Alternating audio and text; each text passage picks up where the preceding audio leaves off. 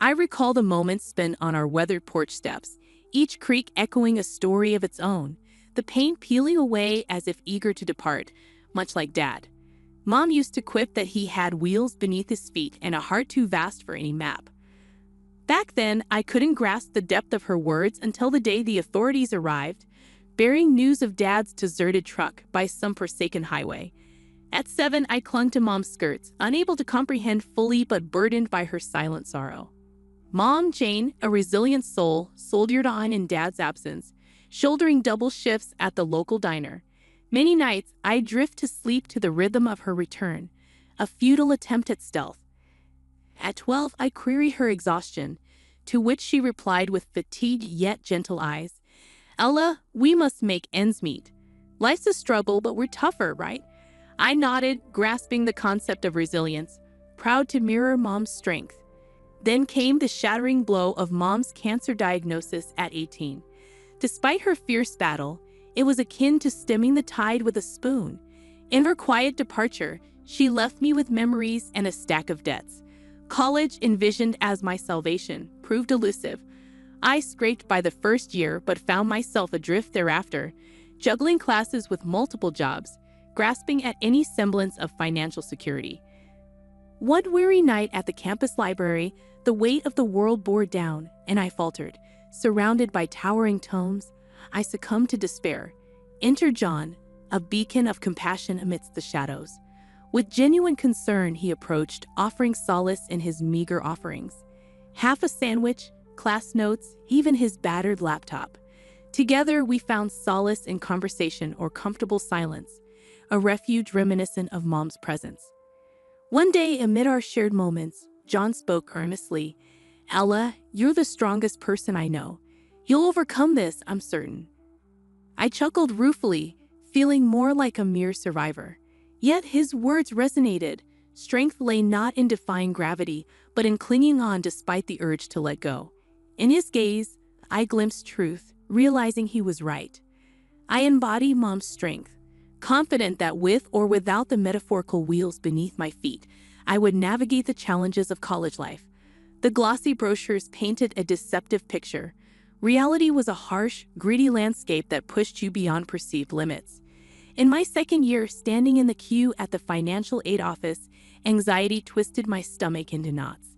The indifferent gaze from the counter attendant made me feel like just another faceless student. As I began explaining my scholarship renewal, she cut me off, disinterestedly declaring the system's verdict. Frustration and helplessness engulfed me as I walked away. It was then that John reappeared, concern etched on his brow. He asked about my well-being.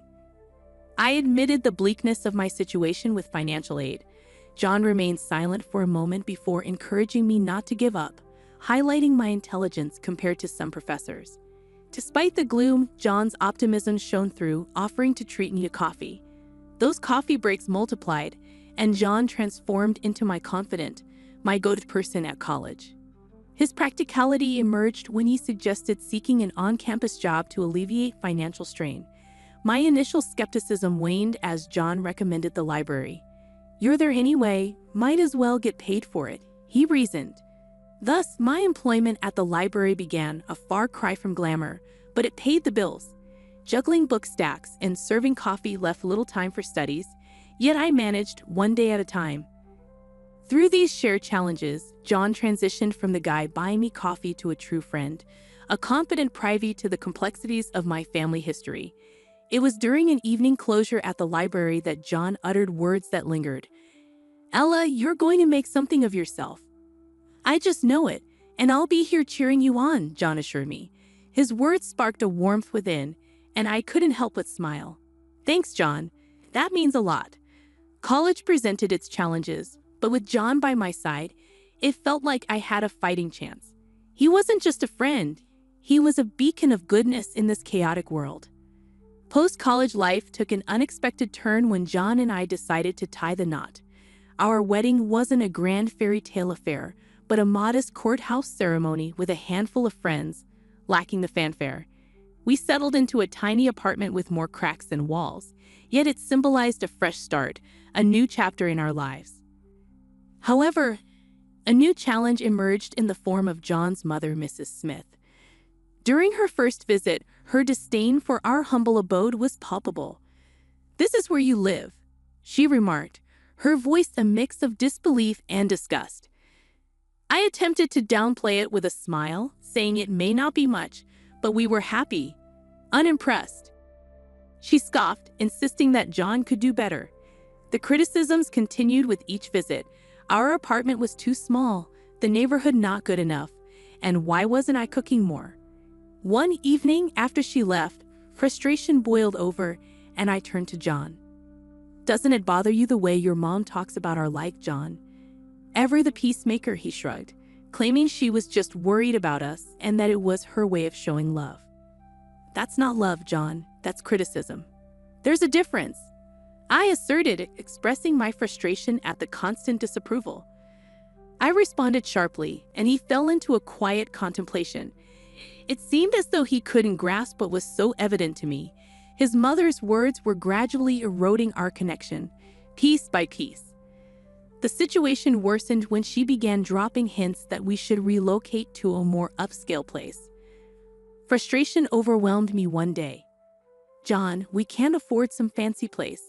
Why doesn't she understand that?" John looked uneasy, murmuring that his mother only wanted the best for us. I erupted, "Maybe we should look at other apartments just to keep her quiet. When are you going to stand up to her? This is our life, not hers." His silence spoke volumes. So we continued in our tiny apartment, shadowed by Mrs. Smith's disapproval like a lingering stench. Despite my love for John, his reluctance to confront his mother created a divide. It felt as if he remained her little boy, not a grown man carving his path in the world. As time progressed, our lives took divergent paths. I landed a demanding job at a marketing firm, relishing the climb up the professional ladder. John, on the other hand, remained in the same managerial role at a local retail store. He appeared content, but I couldn't comprehend his lack of ambition.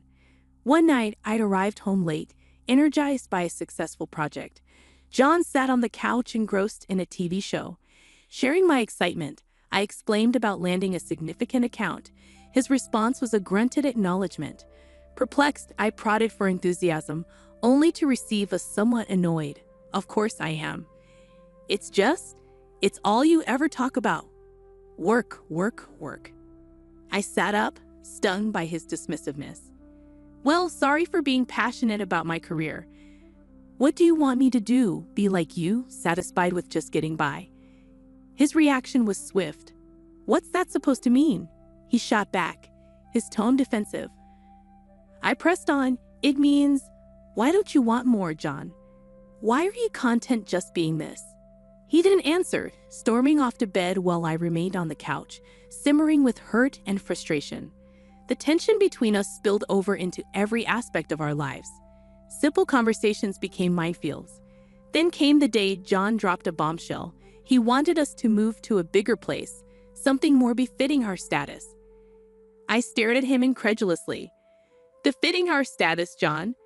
We can't afford a fancy place. We're doing fine here." But he was insistent. "But we can't live like this forever, Ella. And my mom keeps saying." I cut him off. "Oh, so it's your mom again. When are you going to stop listening to her and start living for us, John?" His face blushed red. "I'm thinking about our future, Ella. Maybe you should too." His words cut deep. It felt like he didn't see the effort I was pouring into building our future together. It was as if we were on different planets. In the end, we did move to a house that stretched our finances. John seemed happier, but with each rent check I wrote, a part of me screamed in protest. We were living in a house too big, with a gap between us widening. Most nights, I lay awake wondering how we reached this point. Was it the money, our jobs, or had we simply grown too far apart? Just when I thought things couldn't get stranger between us, life threw a curveball. John's dad fell seriously ill, hitting John hard. Our already fragile routine was shattered. One evening, after a particularly rough visit to the hospital, John slumped into a chair, his weariness palpable. "Dad's not doing good, Ella. The doctors say he needs constant care." I tried to be the supportive wife. "I'm so sorry, John. Maybe we can get a nurse to help." I suggested a different approach, but John shook his head, his gaze distant. "No, I've been thinking. I'm going to take care of him. I'll quit my job and move in for a while." Stunned, I couldn't help but voice my concerns. "Quit your job, John? Are you sure? What about our bills, the rent for this place?" His response was sharp. "This isn't about money, Ella. It's my dad. I need to be there for him." I stood my ground, torn between understanding and practicality. "I get that, John, but we need to think this through. We can find another way to help your dad," I pleaded. Yet he remained resolute. "No, my mind's made up. I'm doing this." And so we did.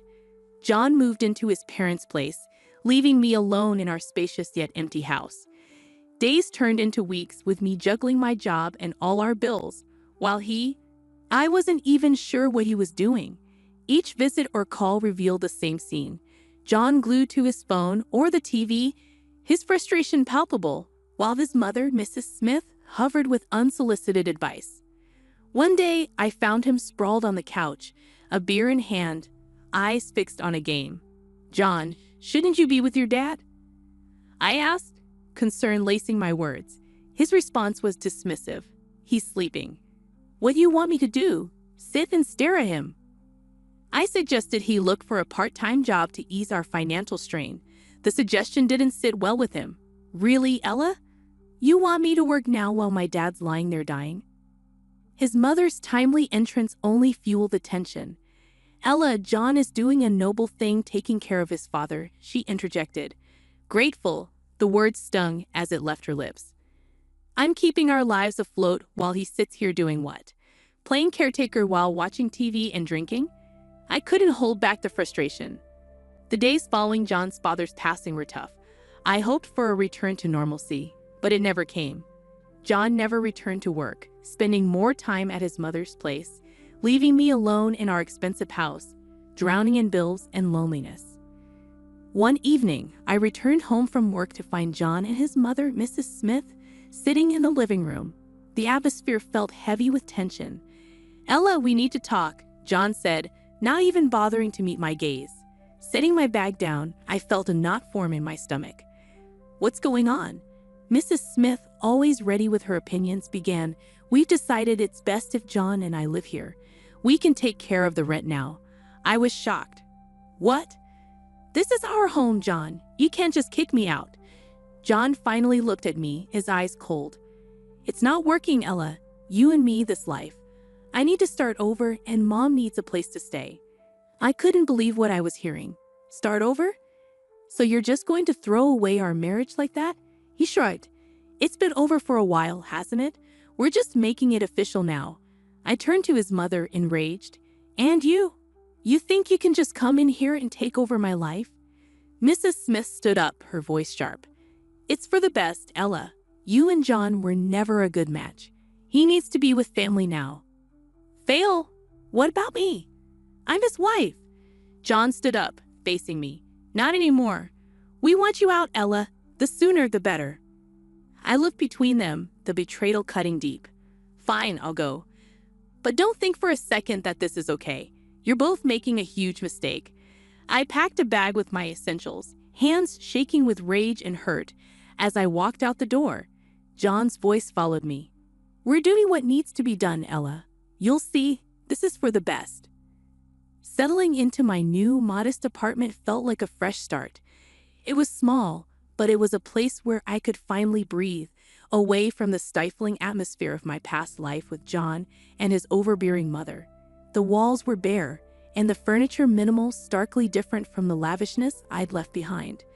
As I arranged my few belongings, my phone buzzed with a message from an old mutual friend. "Hey, Ella. Have you heard about John and his mom? They're living it up. Expensive clothes, fancy gadgets. Wonder where all that money is coming from." I stared at the screen, feeling a mix of curiosity and bitterness. Where were they getting the money? A few days later, I bumped into another friend, Mike, at the grocery store. "Ella, you won't believe it. I saw John and his mom at the high-end electronics store. They were buying like there's no tomorrow. Heard they even sold their family home. Crazy, huh?" I forced a smile. Yeah, crazy. But inside, my mind raced. They sold a family home. Was that where the money was coming from? As I unpacked groceries in my kitchen, a small, unadorned space that was now my refuge, I couldn't shake the feeling of unease.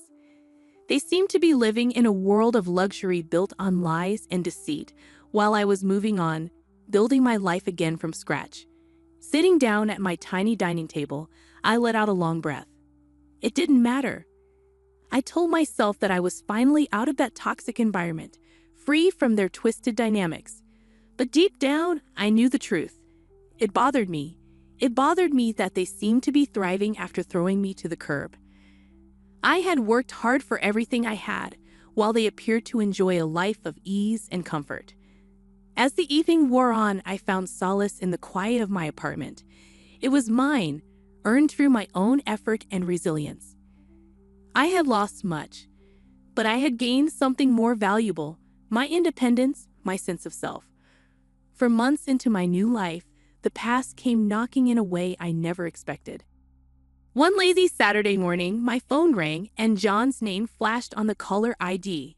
I hesitated but answered. Hella, we need your help. John's voice was shaky, desperate. I sat up alert, asking what had happened. It's all gone wrong. We got kicked out of the rental house. Mom and I. We have nowhere to go. I couldn't believe what I was hearing. Kicked out? But I thought you had money. There was a pause. The money's gone, Ella. Dad left debts, not inheritance. We thought. His voice trailed off. I felt a mix of emotions, shock, disbelief, and a tinge of satisfaction. Were they really posh all this time, hoping for a rich inheritance? Seriously, it was too much, even for my ex-husband. What do you want from me, John? He asked if maybe they could stay with me, just for a while, until they sorted things out. I laughed bitterly. You want to stay with me after everything? Remember the good times, can't we just? I cut him off. Good times, John. You and your mother threw me out of my own home. You can't just come crawling back now that things are tough. He was silent for a moment. I know I messed up, Ella. I'm sorry. We're just really desperate. I took a deep breath, my decision clear. John, I've moved on. I've built a new life, and there's no place for you or your mother in it. You need to figure this out on your own. He pleaded, but I stood firm. No, John. It's over. You made your choice, now live with it. I hung up, my heart pounding. I felt a surge of empowerment mixed with a twinge of sadness. John, the man I once loved, was now just a voice on the other end of the phone, a reminder of a life I had left behind. Later, Laura called me. I heard about John and his mom. Are you okay? I smiled, feeling a sense of peace. Yeah, I'm more than okay. I'm free, Laura, truly free. As I ended the call, I looked around my small apartment, my sanctuary. It was a far cry from the life I had with John. But it was real. It was mine. I had faced the worst and come out stronger. That night, I realized that this was my new beginning. A life where I was in control, where my happiness didn't depend on someone else.